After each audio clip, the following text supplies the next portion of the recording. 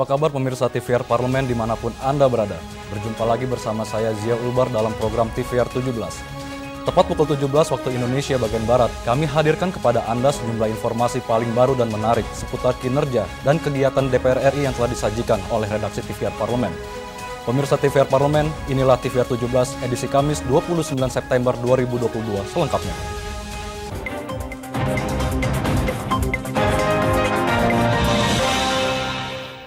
Komisi 7 DPR RI mendesak PT Antam dan PT Inalum untuk segera menyelesaikan masalah internal dengan para kontraktor, karena hal tersebut berdampak kepada penundaan pembangunan smelter grade alumina refinery. Komisi 7 DPR RI mendorong PT Antam dan PT Inalum untuk menyelesaikan masalah internal dengan para kontraktor PT IPC, sehingga proses pembangunan program Segar di Mempawah, Kalimantan Barat tidak terganggu.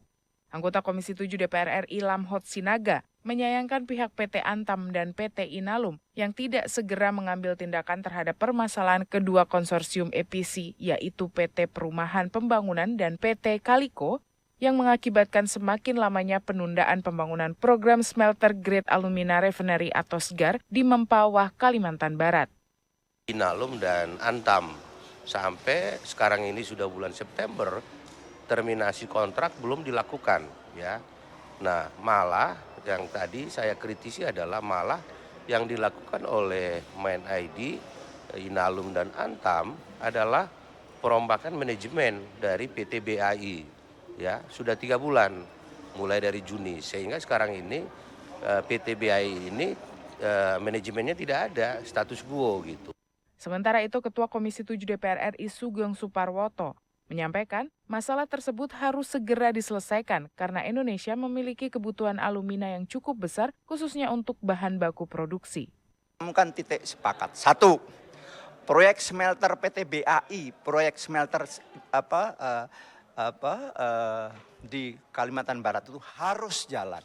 Sekali lagi harus jalan mengingat posisi strategisnya. Kedua adalah mengingat berbagai persoalan. Kita beri waktu sampai selambatnya 1 bulan dari hari ini, yakni tanggal 20 Oktober bulan depan.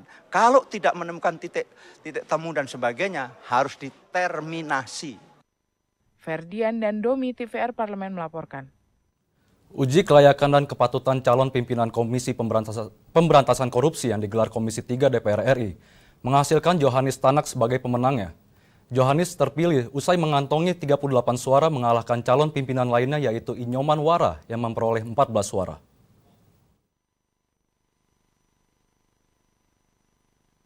Uji kelayakan dan kepatutan atau fit and proper test terhadap 2 calon pimpinan atau Capim Komisi Pemberantasan Korupsi atau KPK yang digelar Komisi 3 DPR RI menghasilkan Johannes Tanak sebagai pemenang. Johannes terpilih usai mengantongi 38 suara. Ia mengalahkan capim lainnya yaitu Inyoman Wara yang memperoleh 14 suara. Anggota Komisi 3 DPR RI Supriyansa mengatakan, dengan komposisi pimpinan yang baru diharapkan KPK bisa lebih solid dalam menegakkan keadilan dan memberantas korupsi, serta tidak mudah diintervensi dari pihak manapun. Kedepan ini dengan bergabungnya Pak Johan Tanak ini, yang pemenang ini, kepada teman-teman di KPK, bisa memberikan kontribusi bersama dengan teman-teman di sana sehingga KPK berjalan seperti menjadi harapannya masyarakat dan rangka bahagian daripada penegakan keadilan dan kebenaran terutama dalam rangka pemberantasan korupsi. Anggota Komisi 3 DPR RI lainnya Agustiar Sabran berharap Capim KPK terpilih dapat menjaga independensi dalam menegakkan hukum pemberantasan korupsi secara adil dan menjalin sinergi dengan semua pihak dalam menjalankan tupoksinya. Harapan kita bisa berjalan dengan baik, bisa bersinergis dengan semua pihak yang ada di KPK utamanya kan. Tentunya tidak melupakan juga yang lain-lain kan, tidak mungkin dengan sendirinya bisa menyelesaikan masalah hukum ini, cuma KPK aja. Tanpa kebersamaan tidak mungkin akan bisa saya rasa. Berdasarkan hasil perhitungan voting dengan sistem One Man One Vote, Johannes Tanak terpilih menjadi calon pimpinan KPK untuk periode 2019-2023, menggantikan Lili Pintauli Siregar yang mengundurkan diri beberapa waktu lalu. Andre, TVR Parlemen melaporkan. Dalam pembahasan terkait revisi Undang-Undang Lalu Lintas dan Angkutan Jalan, terdapat usulan untuk memasukkan kendaraan listrik dan ojek online. Menanggapi hal tersebut, Komisi 5 DPR RI mendorong pemerintah untuk memastikan agar konversi kendaraan listrik sejalan dengan konversi energi ramah lingkungan. Komisi 5 DPR RI mendorong agar penerapan kendaraan listrik sejalan dengan semangat energi terbarukan. Penerapan kendaraan listrik akan sia-sia bila sumber listrik masih dihasilkan dari energi yang tidak ramah lingkungan. Anggota Komisi 5 DPR RI Suryadi Jayapurnama mengungkapkan, sebelum bicara mengenai penerapan kendaraan listrik, pemerintah harus memastikan konversi kendaraan listrik beriringan dengan konversi energi ramah lingkungan. Komisi 5 DPR RI mengadakan rapat dengar pendapat dengan Dewan Pengurus Pusat Ikatan Alumni Ahli Lalu Lintas untuk menyerap masukan terkait revisi Undang-Undang Lalu Lintas dan Angkutan Jalan. Ada usulan untuk memasukkan kendaraan listrik dan ojek online dalam RUU tersebut. Bahan bakar minyak ini kita konversi menjadi listrik itu kan alasan untuk lingkungan. Tetapi itu menjadi sia-sia ketika energi listriknya masih menggunakan batu bara atau masih menggunakan minyak bumi. Nah, oleh karena itu ini harus dipikirkan solusi secara terintegrasi secara luas. Jangan sampai kendaraannya sudah dikonversi ke listrik, tapi pembangkit listriknya masih menggunakan bahan bakar yang tidak ramah lingkungan. Nah, ini yang juga ingin kita atur supaya tujuannya untuk ramah lingkungan bisa tercapai. Nah, bagaimana regulasinya? Ini juga akan kita bahas dalam revisi Undang-Undang Lalu Lintas dan Angkutan Jalan. Presiden Joko Widodo baru-baru ini mengeluarkan Inpres agar kendaraan dinas pemerintah pusat dan daerah menggunakan kendaraan listrik. Sejalan dengan hal tersebut, ada dorongan untuk memasukkan kendaraan listrik dalam RUU LLAJ, mengingat keberadaan kendaraan listrik sudah cukup masif di Indonesia. Ken dan Temi, TVR Parlemen melaporkan. Penggunaan kendaraan listrik secara massal merupakan salah satu upaya pemerintah untuk mendorong dan mempercepat transisi menuju penggunaan energi baru terbarukan yang ramah lingkungan. Informasi lengkapnya sesaat lagi, untuk itu tetaplah di TVR 17.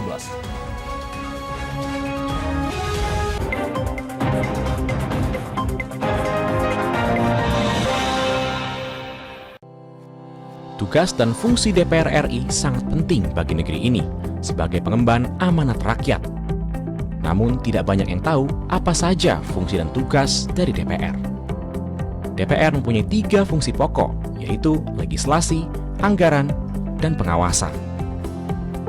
Ketiga fungsi tersebut harus dilaksanakan dalam kerangka fungsi representasi yang mengedepankan kepentingan rakyat berdasarkan aspirasi masyarakat dan untuk kesejahteraan rakyat. Dari fungsi legislasi, DPR RI mempunyai tugas dan wewenang untuk menyusun dan menetapkan program legislasi nasional bersama dengan pemerintah, menyusun dan membahas rancangan undang-undang, menerima rancangan undang-undang dari DPD, membahas rancangan undang-undang yang diusulkan oleh Presiden ataupun DPD, menetapkan undang-undang bersama dengan Presiden, menyetujui atau tidak menyetujui peraturan pemerintah pengganti undang-undang yang diajukan Presiden untuk ditetapkan menjadi undang-undang. Sementara, fungsi anggaran membahas dan memberikan persetujuan atau tidak memberikan persetujuan terhadap rancangan undang-undang tentang APBN yang diajukan Presiden, memperhatikan pertimbangan DPD atas rancangan undang-undang tentang APBN dan rancangan undang-undang terkait pajak, pendidikan, dan agama, menindaklanjuti hasil pemeriksaan atas pengelolaan dan tanggung jawab keuangan negara yang disampaikan oleh BPK, memberikan persetujuan terhadap pemindahtanganan aset negara maupun terhadap perjanjian yang berdampak luas bagi kehidupan rakyat yang terkait dengan beban keuangan negara. Dan fungsi pengawasan, melakukan pengawasan terhadap pelaksanaan undang-undang, APBN, dan kebijakan pemerintah, membahas dan menindaklanjuti hasil pengawasan yang disampaikan oleh DPD terkait pelaksanaan undang-undang mengenai otonomi daerah, pembentukan, pemekaran, dan penggabungan daerah, pengelolaan sumber daya alam dan sumber daya ekonomi lainnya, pelaksanaan APBN, pajak, pendidikan, dan agama. Terima kasih. Video ini dipersembahkan oleh TV dan Radio Parlemen, Biro Pemerintahan Parlemen, Sekretariat Jenderal, dan Badan Keahlian DPR RI.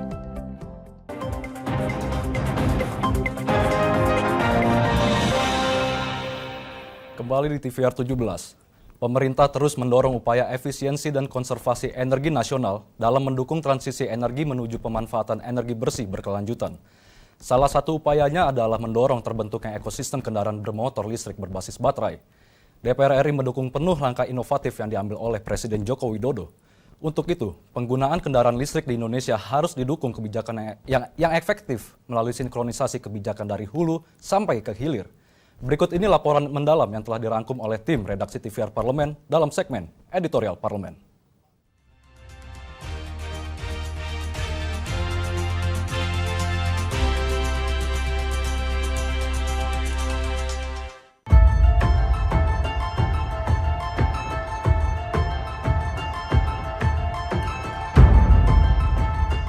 Presiden RI Joko Widodo menerbitkan Instruksi Presiden Republik Indonesia atau Inpres nomor 7 tahun 2022 tentang penggunaan kendaraan bermotor listrik berbasis baterai atau Battery Electric Vehicle sebagai kendaraan dinas operasional dan atau kendaraan perorangan dinas instansi pemerintah pusat dan pemerintah daerah pada tanggal 13 September 2022.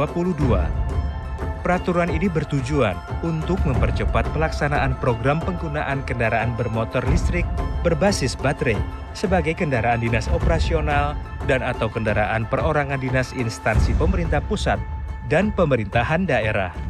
Menanggapi hal tersebut, Ketua Komisi 7 DPR RI Sugeng Suparwoto mengatakan, penggunaan kendaraan listrik salah satunya bertujuan untuk menekan emisi karbon serta mengurangi konsumsi BBM fosil di Indonesia. Ia mendukung penuh langkah inovatif yang diambil Presiden Joko Widodo ini.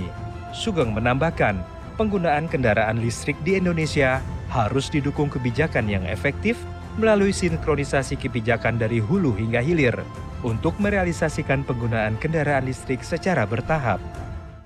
Kalau produksinya dari fosil dan fosil, ya percuma. Makanya seperti saya kemukakan di depan. Ini bagus sekaligus untuk menekan emisi, tetapi sekaligus untuk menekan konsumsi BBM. Maka dari itu, dari hulu sampai hilir itu harus kita, kebijakan itu harus betul-betul kita laksanakan dengan baik. Di hulunya apa? Ya, di hulunya seperti tadi, pembangkit listrik kita hari ini masih kurang lebih 70% adalah batu bara. EBT hari ini dari sisi listrik itu baru 12%. Artinya apa? 88 kita masih fosil. Fosil itu terdiri dari minyak, gas, dan batu bara. Itulah yang masih mendominasi kelistrikan di Indonesia. Maka harus terus-menerus antara hulu dan hilir itu harus disinkronisasi. Anggota Komisi 7 DPR RI Sartono mengungkapkan, rencana penerapan kebijakan penggunaan kendaraan listrik perlu dikaji secara komprehensif. Dukungan dan intervensi dari pemerintah perlu ditingkatkan, khususnya terkait industrialisasi dan pengembangan baterai untuk kebutuhan kendaraan listrik. Saya pikir kan suatu kebijakan kita bicara tentang hulu ke hilir kan, tentang industrialisasi. Nah, ini saya pikir salah satu yang harusnya Perpres dikeluarkan untuk percepatan itu. Dan kami dari Komisi 7 di DPR RI akan berikan support dukungan kalau itu bisa dilaksanakan. Daripada ada Perpres untuk mobil listrik, begitu. Anggota Komisi 7 DPR RI Ratna Juwitasari mendorong komitmen pemerintah mewujudkan energi bersih melalui upaya alih penggunaan kendaraan berbahan bakar fosil ke kendaraan listrik berbasis baterai. Ratna menilai transisi energi bersih melalui kendaraan listrik perlu perencanaan holistis. Itu yang mau saya sampaikan terkait percepatan electric vehicle tadi gitu loh. Jadi kalau misalnya mobil-mobil listrik itu sudah banyak sekali digunakan di Indonesia, sementara sumber listrik kita yang 60% itu masih dari PLTU, which is itu masih dari coal, terus kita mau ngomong apa gitu loh. Jadi kan istilahnya yang saya maksud dari hulu ke hilir belum selesai itu gitu loh. Tapi kami menghormati kemarin Bapak Presiden sudah statement ya, kalau misalnya meminta pembangunan PLTU itu di stop dengan term-term tertentu gitu loh. Komisi 7 DPR RI menilai kebijakan kendaraan listrik sebagai bentuk transisi energi bersih harus dikaji secara mendalam, baik dari produsen baterai hingga penggunaan PLTU sebagai sumber kelistrikan. Selain itu, kebijakan anggaran pemerintah juga harus berpihak pada akselerasi green energy. Tim Liputan, TVR Parlemen melaporkan.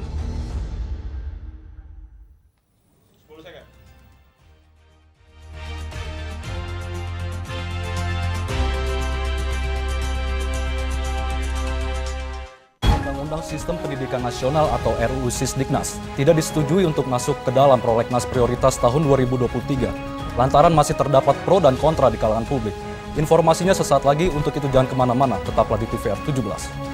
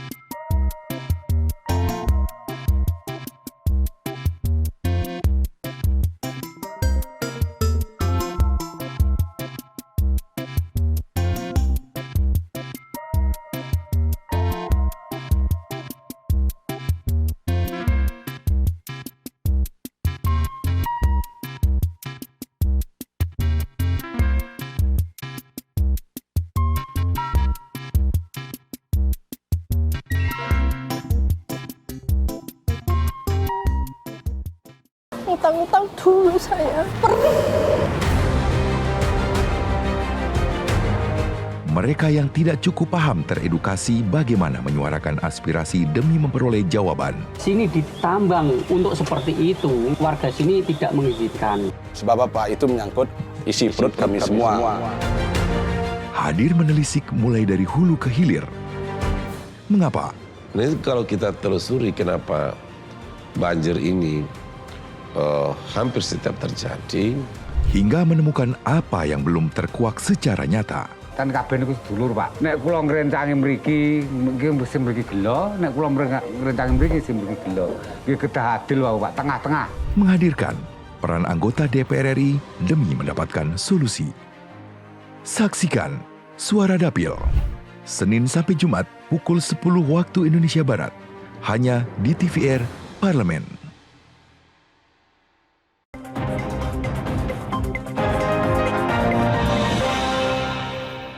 Kembali di TVR 17, rancangan Undang-Undang Sistem Pendidikan Nasional atau Sisdiknas diputuskan tidak masuk dalam program legislasi nasional atau prolegnas prioritas tahun 2023. Hal ini dikarenakan RUU Sisdiknas diusulkan pemerintah ini telah memicu perdebatan lantaran tidak melibatkan semua stakeholder dalam pembuatannya. Anggota Badan Legislasi DPR RI pun menegaskan pembuatan sebuah undang-undang harus berhati-hati dan melibatkan semua pihak karena menyangkut hajat hidup orang banyak. Selengkapnya berikut laporan dari rekan kami Alfat Rizky dengan salah satu anggota Badan Legislasi DPR RI. Ya, baik pemirsa TVR Parlemen dimanapun Anda berada, saat ini saya melaporkan dari depan ruang sidang Komisi 10 DPR RI.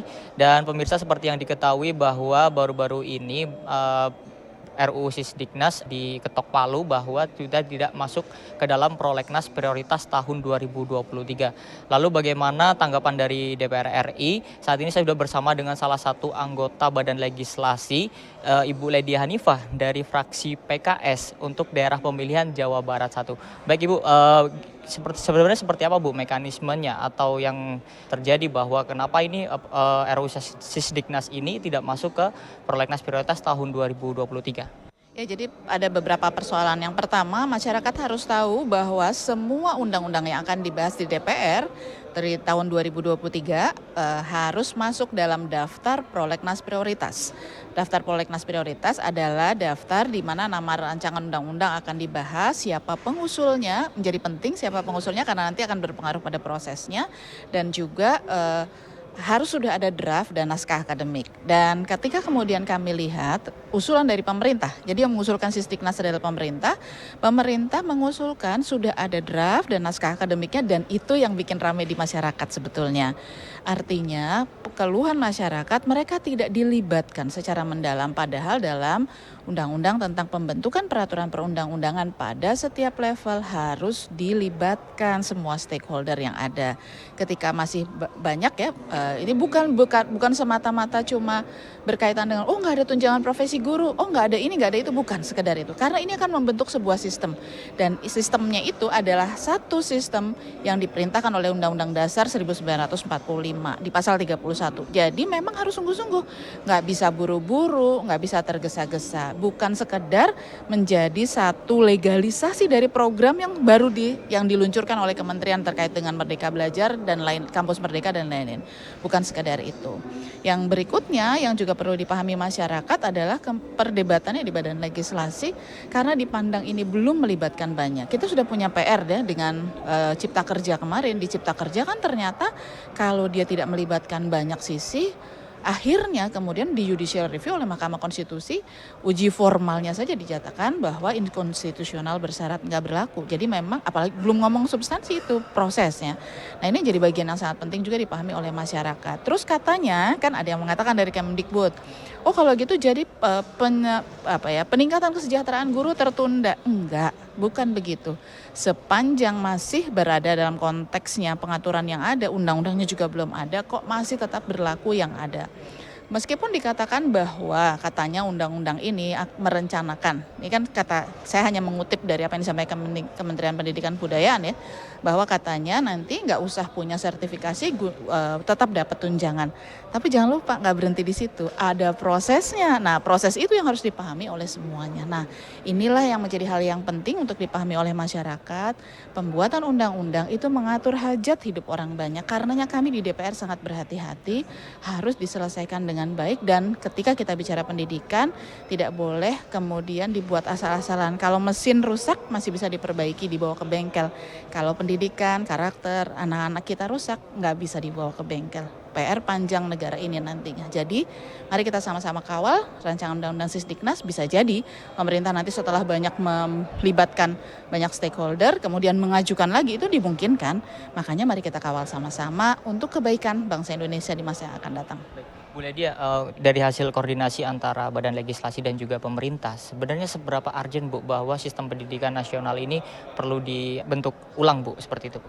Kalau kita lihat lamanya, ini kan mudah dari 2003, jadi sudah waktunya sih memang boleh. Hanya tadi meskipun sudah lama kan membuat undang-undang, merevisi undang-undang bukan karena udah lama aja. Tapi dia harus membentuk sistem yang kira-kira nanti antisipatif jangka panjang ke depan. Tapi juga jangan lupa Indonesia itu sangat luas sehingga harus bisa membawa semua gerbong. Tidak boleh meninggalkan yang lain. Sekarang ini disparitasnya masih sangat tinggi antara Jawa dan luar Jawa. Maka proses itu yang harus dijalankan. Gitu.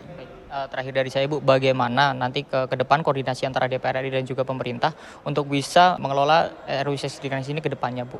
Pertama, karena sudah tidak masuk dalam prolegnas prioritas, maka sebenarnya bolanya di tangan pemerintah. Mau tidak melibatkan banyak stakeholder. Kalau mereka sudah melibatkan banyak stakeholder, ada perbaikan-perbaikan, bisa diajukan kembali lagi ke DPR. Karena tidak tertutup kemungkinannya dalam undang-undang tentang pembentukan peraturan perundang-undangan, evaluasi terhadap prolegnas itu bisa dilakukan kapan saja. Tapi dengan catatan sudah memenuhi apa yang jadi persyaratan yang kita sepakati sebelumnya. Jadi sekarang ini tinggal pemerintah mau nggak melibatkan berbagai pihak di masyarakat, memperbaiki, dan kalau itu sudah dilakukan, mungkin bisa jadi pemerintah akan mengajukan lagi. Kita tunggu aja. Terima kasih Ibu Ledia atas waktunya.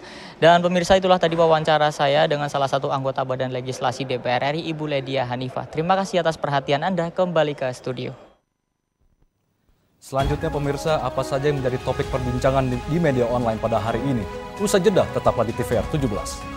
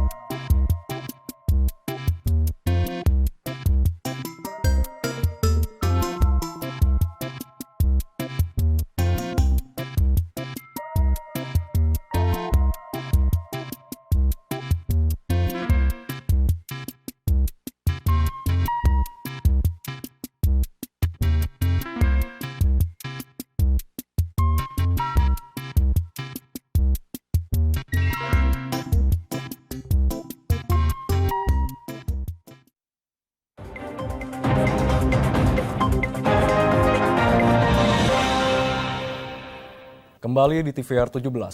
Kali ini kita masuk ke segmen media nasional. Mari kita simak apa saja yang disoroti media nasional tentang isu-isu terkini, serta tanggapan dari sejumlah anggota Dewan bersama rekan kami, Anggun Oktarini.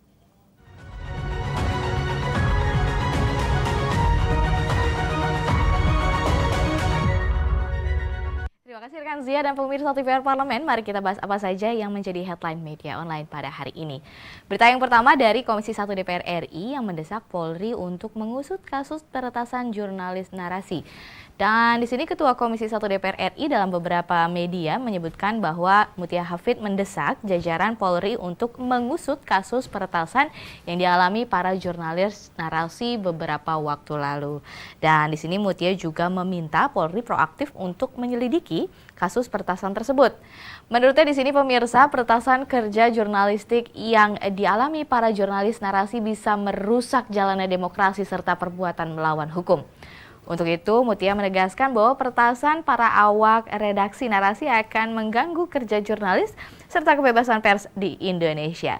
Selain itu, Mutia juga menjelaskan bahwa Undang-Undang Pers Nomor 18 yang mengatur ketentuan pidana dengan memberikan sanksi terhadap barang siapa yang dengan sengaja melawan hukum, menghambat tugas, fungsi, dan peran wartawan. Dalam undang-undang ini, di sini secara tegas mengatur bahwa tindakan masuk ke dalam sistem elektronik milik orang lain yang bersifat pribadi dengan cara apapun adalah tindakan yang terlarang.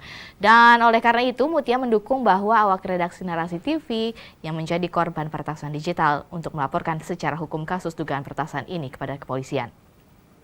Pemirsa, sebagai bentuk komitmennya dalam melindungi data pribadi masyarakat Indonesia, Mutia berharap semua pihak dapat dengan tegas dan menjaga pers nasional dari segala bentuk tindakan intimidasi di ruang digital. Sebelumnya pada Minggu 25 September 2022 lalu, beredar pesan berantai via WhatsApp terkait dengan kasus peretasan yang dialami oleh awak redaksi narasi. Pihak narasi mulanya melaporkan terdapat 11 orang yang menjadi korban peretasan. Usaha peretasan itu menyasar beragam platform digital yang digunakan dari mulai Facebook, Instagram, hingga Telegram, dan juga WhatsApp. Seiring waktu, jumlah tersebut terus bertambah dan menurut data terbaru sudah 27 orang awak redaksi narasi yang telah mengalami peretasan. Dan pemirsa, kita beralih ke berita selanjutnya yang juga menjadi headline media online hari ini adalah DPR usulkan politisi bisa menjadi anggota Dewan Gubernur Bank Indonesia. Dan di sini di beberapa media di pekan lalu DPR RI telah menyepakati rancangan undang-undang tentang pengembangan dan penguatan sektor keuangan atau PPSK untuk dilanjutkan menjadi rancangan undang-undang usulan DPR RI. Melalui Omnibus Law, keuangan ini maka sederet aturan Bank Indonesia, Otoritas Jasa Keuangan, dan lembaga penjamin simpanan akan dirombak. Adapun di dalam Omnibus Law Keuangan, beberapa poin telah diubah dari aturan Undang-Undang Nomor 23 Tahun 1999 tentang Bank Indonesia, dan salah satunya adalah mengenai syarat anggota Dewan Gubernur BI ini. Dan pemirsa, DPR memutuskan untuk menghapus pasal 47 huruf C dari Undang-Undang Bank Indonesia sebelumnya di dalam rancangan Undang-Undang PPSK ini. Pasal ini adalah substansi mengenai BI terkait pelarangan anggota Dewan Gubernur BI menjadi pengurus atau anggota partai politik. Wakil Ketua Komisi 11 DPR RI Amir Uskara menyatakan bahwa bukan artinya Deputi Gubernur BI boleh berpolitik, namun sumber daya manusia dari Deputi Gubernur BI boleh berasal dari kalangan politisi. Kendati demikian, Amir menekankan bahwa apabila sang politisi tersebut sudah masuk menjadi Deputi Gubernur BI, mereka juga harus meninggalkan posisinya di partai politik. Amir menilai usulan dari Komisi 11 DPR RI untuk bisa menunjukkan Deputi Gubernur BI dari kalangan politisi tidak akan menimbulkan persepsi publik untuk menggoyang independensi BI sebagai bank sentral. Pemirsa, itu tadi headline media online pada hari ini dari Komisi 1 DPR RI yang desak Polri usut kasus peretasan jurnalis narasi, juga DPR yang usulkan politisi bisa menjadi anggota Dewan Gubernur Bank Indonesia. Saya Anggun Oktarini, kembali ke rekan Zia.